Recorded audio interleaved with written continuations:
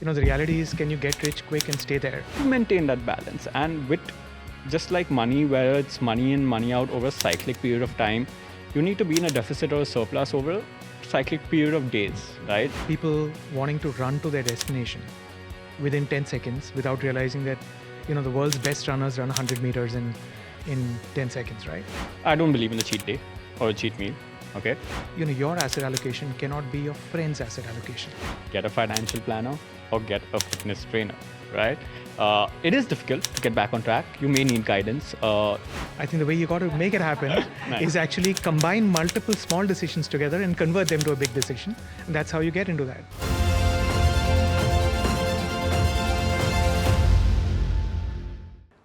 Some people are born good looking. For the rest of us, though, we've got to work at it. And if we're being honest, let's face it, we tend to fall for get fit quick tips. But what's better than looking good? It's looking good and having loads of money. And what's the other thing that we fall for? People telling us how to get rich quick.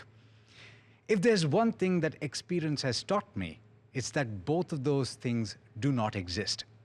But you don't have to take my word for it. On this episode of Big Decisions, my guests are one, an expert on body transformations, and someone who specializes in transforming your finances for the better. Avinash Mansukhani, owner of Fight the Sunrise, and Vishal Dhawan, founder and chief executive officer of Plan Ahead Wealth Advisors. Welcome to Big Decisions.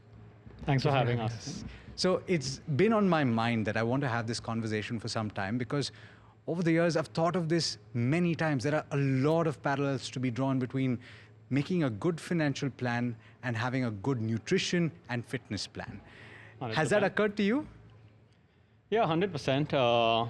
I think with both, the obvious things are you need to be patient about it. You need to have some discipline. You need to maybe study the markets or study your body or study nutrition. Of course, you're not going to see gains or you're not going to see a good body quickly. You got to wait a bit. The fitter you get, the more time passes, the more you're at it, the fitter you're going to get, which is the compounding effect, right? Sounds familiar? Oh, absolutely. In fact, it all needs to start off with goals, right? Whether you're doing your body and fitness or it's financial goals. I think the starting point is how do you ensure that you have them in place?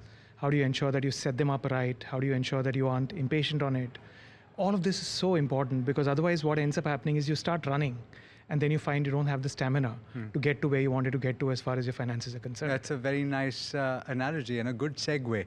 Right. But let's talk about fad diets because I know that you Right. will have some very strong opinions. I've seen some of the content that you put up. Yeah. Do they work? I mean, in the long run, no, right? Your fat diet or anything that's going to not be sustainable is like, hey, let me grab at this low dangling fruit. But what a lot of these fat diets may do is, even if they give you those results, say in a short period of time, what they're doing to your hormones in the long run, what they're doing to your metabolism in the long run, how they're making your body use different fuel sources, may not be the ideal way of going about things. Right? Give me an example. Let's say you want to go on, you're cutting out carbs, right? Now, a lot of people are okay being in ketosis and that works for them, but a lot of people affects their hormones. Your cortisol rises, some people get things called keto breath and stuff like that, right? So these are all side effects that come with something that your body is not necessarily agreeing with. And even though you may lose, say, fat quickly for a short period of time, can you live the rest of your life not eating carbs? They are the biggest food group. You're going on a holiday, you want to enjoy your holiday, you want going out for a friend's birthday party, you want to enjoy a piece of cake, dessert, whatever be the case. Is that a way to then live your life? The pendulum effect, and we'll come to that in just a Right. bit. But Vishal, get rich quick.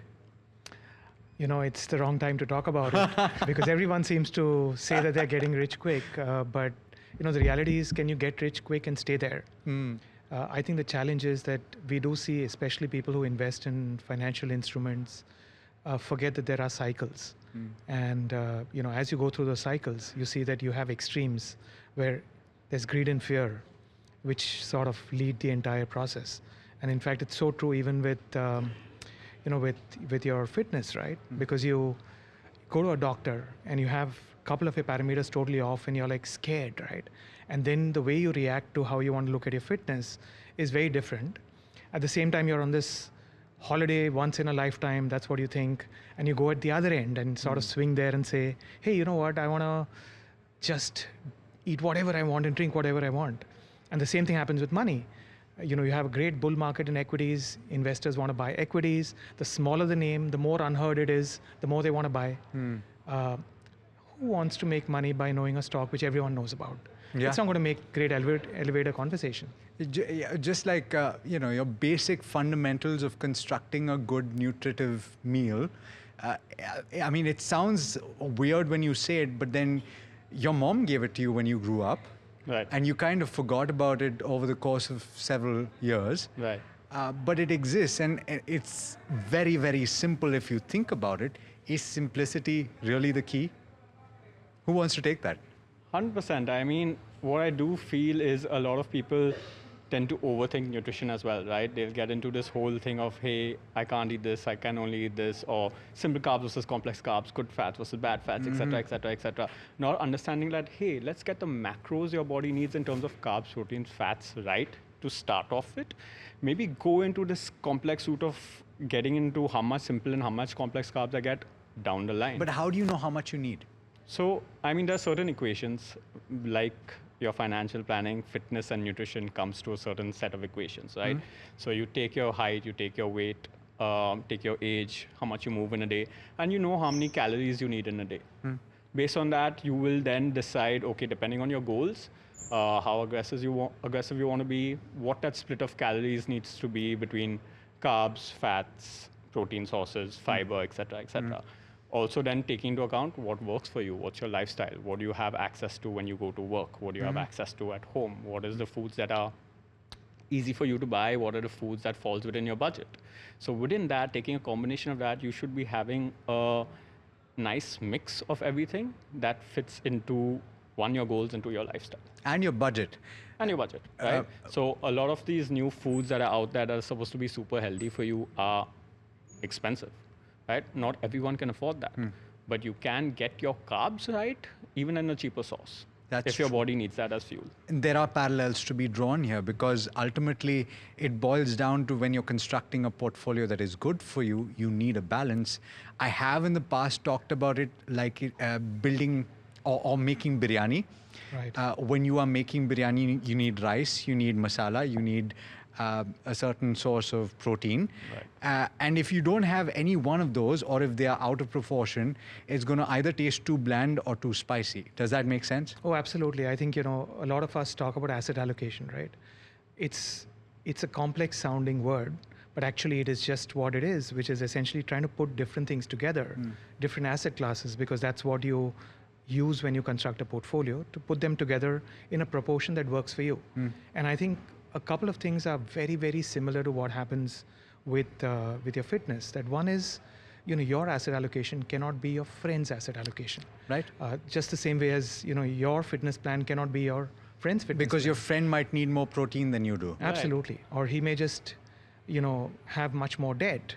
And therefore, the way that he needs to manage his money is pay down debt quicker, while you might have been very prudent with debt and therefore don't have it, and you can invest in a very different manner. So I think a lot of this is very important on one side. And the second is that with investments especially, there is a tendency to overcomplicate by default. You know, alphabets combined together make great conversation. Greek alphabets. Greek alphabets especially, absolutely. And, you know, the way you want to look at it is, you know, maybe an ETF is a great instrument. Which is a great thing to talk about. How do you start? Because a lot of people have never either gone whole hog into fitness, Right. and everybody has its levels, right? It's Right. what you want. Some people might say running has always worked for me, Yeah. but maybe they were told by their physician or somebody they've consulted that they need to put on a little muscle for well-being down the road. Metabolically. You need metabolic rate, right? It's good for you. And so they're trying to make changes, but they've never done it before. Equally, they've been looking at their finances and they've been trying to do something, but they never got started. Maybe they're in their late 20s. Usually I've found that that's when you start looking at it very seriously. Both, I think fitness as well as and finance. How do you start? Who wants to start? So there's a very funny parallel that kind of comes across to me, right? When you suddenly want to start getting into fitness, you'll try a lot of different stuff. You'll put your hands in all these different plates. You'll maybe try some CrossFit, maybe try some bodybuilding, do some cardio, do some Pilates, etc., etc. Similarly, I feel that there's this nascent stage when you start wanting to invest. You don't know how stuff works for you. You don't know how stuff will work for your portfolio, right? So you'll try a lot of different things.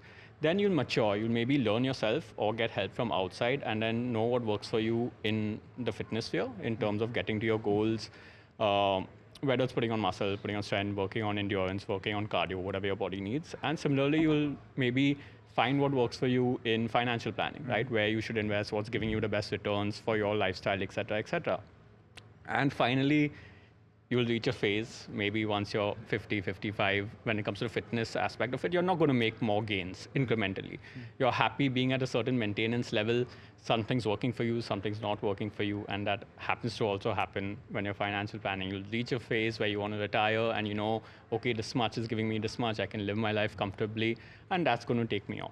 I see that you've talked about 50, 55 when you want to put your legs up, but that's maybe not everybody. People dream about that. No, I meant in the fitness sphere, 50, 55, you're going to stop making incremental hard gains. Fair point. But do you want to add to that? Yeah, of course. I think, people don't want to retire at 50, 55 anymore. They want to retire at 40. Yeah, exactly. And it seems too old to retire at 50, 55 until they've done the numbers and suddenly figure that, hey, you know what? I don't think I can. And I think there's 2 or 3 very important things in here that, you start to reflect on. So one is, you have these numbers that are floating around, calculators. If I had an X number, I could put on my legs and retire and all of that. But I think what people don't figure out is that, when they get there, what do they do? Yeah, they lose track. Right? They lose track. Their calendar is their problem, right? They don't know what to do with it. And we see that happen with fitness as well.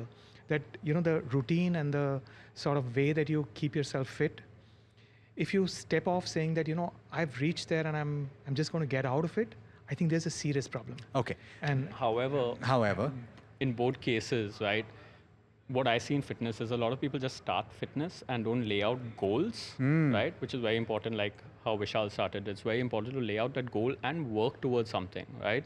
What I do with people who want to get fit is we lay out our goals and there are certain metrics that we keep testing for. It could be an aesthetic metric like inches. It could be endurance. It could be a strength test, right? There's certain metrics that you need to test for to see that, hey, are you progressing? Are you reaching that level? And then, hey, once you reach the level you want as your goal, let's take a decision for your next goal. Yeah. But not having a goal in place or not taking a measured approach to fitness is what I see a lot of people making a mistake in. Just going to the gym and spending 1 hour is great. You're being active, amazing. But hey, let's make that 1 hour count. Right? Yeah. So let's work towards some goals. So to that end, obviously you start with goals, Vishal, when you're talking about personal finance, and we've been screaming it for so long. Right. But what do you move and do from that point? How do you get started? Because a lot of people struggle with making that first investment. You said ETFs. Right. That's a great place to start. Oh, absolutely. So I think there are 2 things that come with starting off. One is that be clear at least about the time horizon for which you want to put your money away. Because you don't want to buy equity and then find that I needed the money 6 months later. Yeah. Because that's the wrong decision to make. The second thing you need to keep in mind is that there are automated ways to ensure that your money goes away without you having to think about it. The SIP. The problem happens when you start to make every decision become a big decision. I think the way you got to make it happen is actually combine multiple small decisions together and convert them to a big decision. And that's how you get into that. I want to talk about something called debt and sugar. Because for me, both those things are not necessarily terrible in moderate proportions. How do you manage that, though it's tough? Okay, so Why don't we start here first? Yeah. Sure. So, there is good debt and bad debt. I think there's debt which helps you create assets, which we would classify as good debt. For example, if you take an education loan for something which is truly a good program, a good course, which is going to take you further, I think that's good debt. It'll pay back. It will take some time, but it'll pay you back well. Maybe if you're buying a house in which you want to live and you've done the math and you figure out that renting doesn't make sense for me because of the way I am, I think that debt may be good debt. The problem is if you over leverage, if you take too much debt simply because you assume that the future is a replica of the past, and you say, I've had this great 3 years in my career, so has my wife, and we're going to have a rocking 30 years ahead. And I go and buy this house which I just couldn't afford, and then I find that I lose my job. I think that's when the problem arises. Is credit card debt bad? Terrible most of the time. It's very smart if you can use it for 45 days and pay it back, because then you're getting free credit and maybe some points as well, which you can use in the way that you want. But the moment you allow it to roll over, that's deep trouble. So completely avoidable. What about buy now, pay later? Not a good idea most of the time. There could be one-off cases where there could be some discounts which make it attractive, but you have to be very careful with it, because it can backfire if you don't understand it well enough. So can consumption of sugar. Yep. So to draw some parallels, as Vishal just said, there's good sugar, there's bad sugar. Your good sugar is going to be from your fruit sources and stuff like that, right? That's something that is beneficial to us. And of course, then there's refined sugar, etc., which comes under your what's been labeled as bad sugar, right? However, you do know that you're going to have it. You're going to consume it at some point. It's part of life. So to come down and get into certain financial terms or bringing it into play, I would say budget for it. Okay.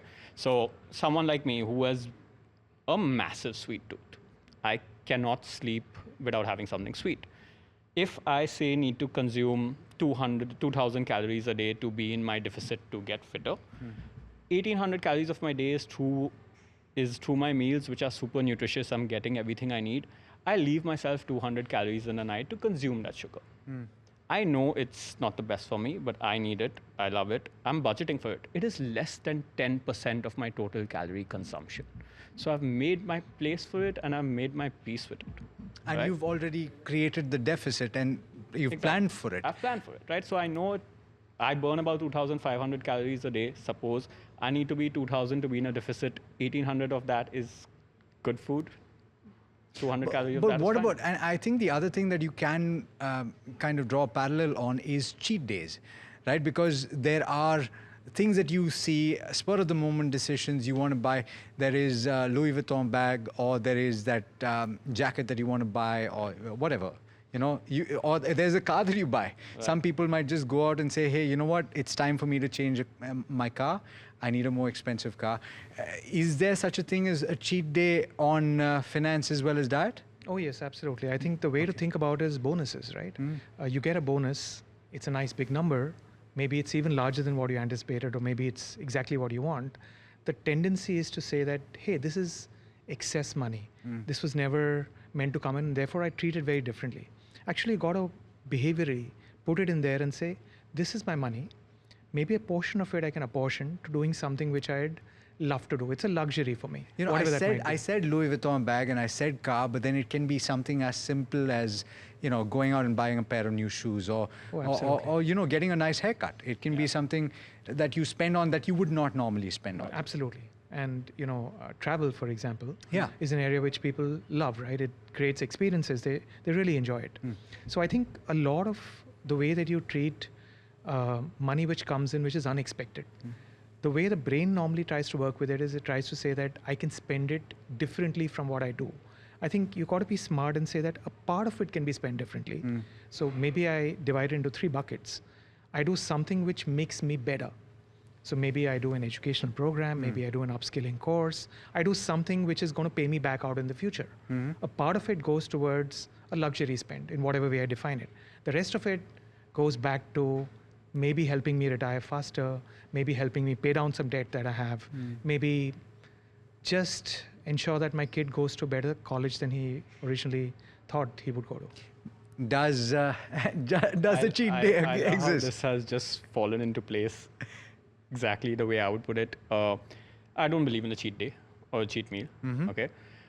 Reason being is a person can be super clean, 6 out of 7 days, get into that deficit of 300, 400 calories every day, perfect, exactly what you need to be doing, right? Then they'll go have that one day or that one meal, pizza, fries, burger, cake, ice cream, whatever the hell they want. It's their cheat day, right? Have a 3,000 calorie meal or 3,000 calorie day and undo that deficit they've built during the whole week.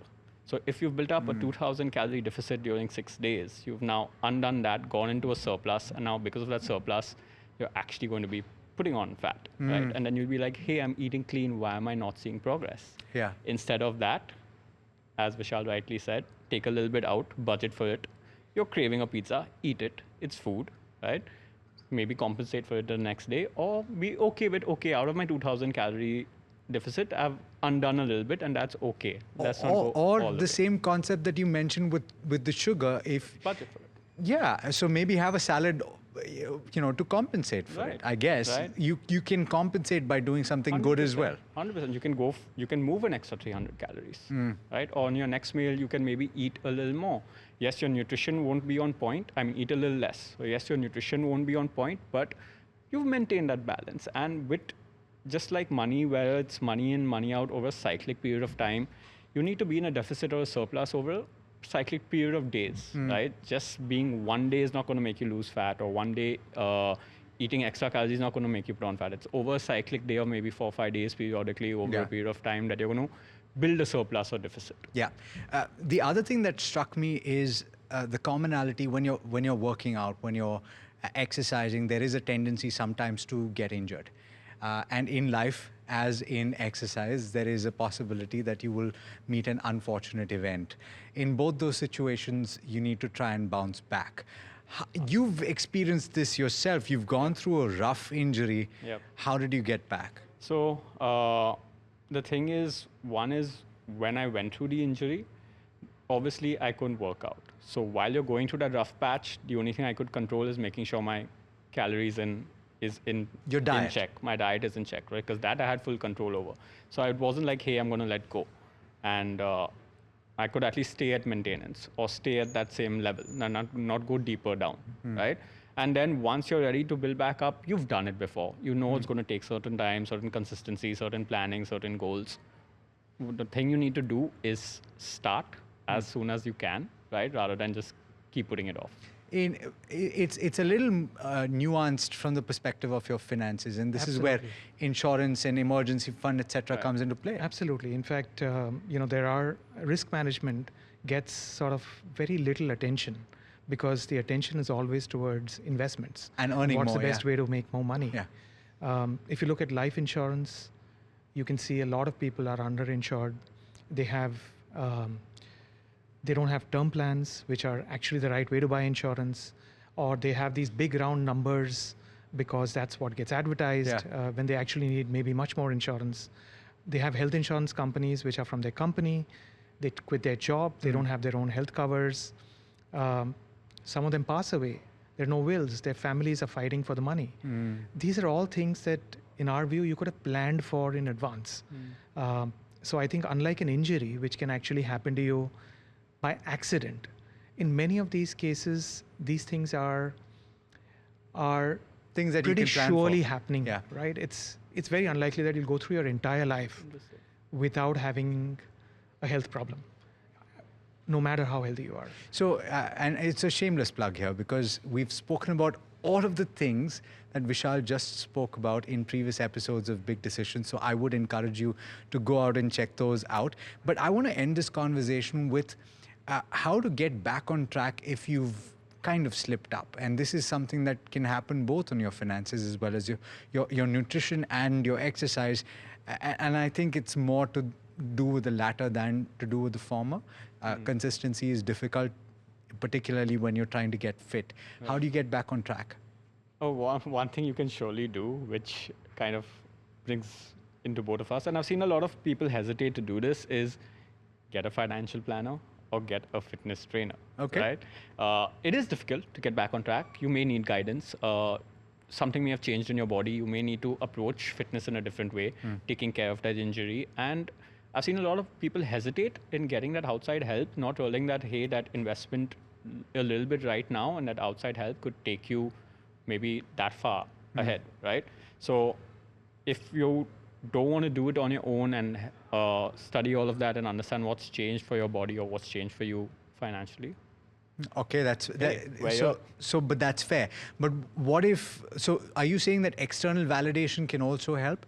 Speak to people about your financial problems, speak to people about your nutritive I would problems? say speak to people, yes. More knowledge you get is better. But again, you speaking to a person who's an You know expert stuff. versus getting something that worked for your friend who has a different metabolism, different body structure, etc., may not work. From a financial genetically. from a financial standpoint, if you've made a mistake, and incidentally you've had the market regulator speak about people making mistakes in the derivative market, hopefully regulations come through sooner rather than later. 9 out of 10 people are losing money in the derivative market. If you are making bad financial decisions and you're trying to recover, is there a way that you can do that in a sensible manner? So I think one of the ways to, a lot of people want to behave when things don't go the way that they were meant to go, is they want to catch up, and they want to catch up really quickly. And if you combine that with the fear of missing out, that's a deadly combination, because you now have people wanting to run to their destination within 10 seconds without realizing that, the world's best runners run 100 meters in 10 seconds, right? So that's typically what's happening with finances as well, that there are setbacks. It's normal that setbacks happen. It's important to go back to the drawing board, figure out, okay, so these are my financial goals. Maybe because of this, one of them is impacted. Do I want to scale down all of them to a slightly lower number? Or do I want to extend that time frame out? Because that's in my control very often. Yeah. Can I buy this car 2 years later than what I thought I would? Yeah. These are all controllable variables. And I think the moment you start to go back to the drawing board and start to look at everything with a clean and clear mind, it certainly changes the perspective. And if you can get an accountability coach on top of that, I think both for fitness and for financial planning, I think the expertise is one part of it, which is very valuable. The second part is you need someone to be answerable to. Yeah. Because if you're not answerable to anyone, you're answerable to yourself. And you are always very soft on yourself most of the time, saying, this is not me. I'm a good guy, but this just happened. Yeah, okay, that's a fair point. And of course, talk to your loved ones as well. They're there to help you in these 100%. situations. But it's been a fascinating conversation, gentlemen. Thank you so much for taking the time. Thank you for having And us. that brings us to the end of this particular edition of Big Decisions. Let us know what you think. Hopefully, this conversation has helped you out. And we've got lots lined up over the course of the day. Do stay tuned. This is NDTV Profit.